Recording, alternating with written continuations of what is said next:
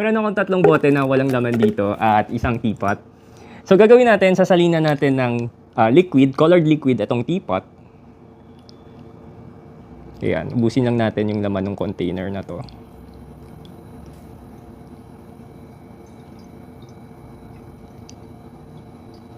Ayan, pag nasalin na natin lahat, ita-transfer natin yung liquid dito sa first bottle, no?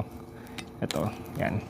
At mapapansin nyo, na same color of liquid yung lumalabas as expected, di ba? Pero, pag sinubukan natin magsalin sa pangalawang bote, mapapansin nyo na ibang kulay na yung lumabas na liquid kumpara dun sa nauna, di ba?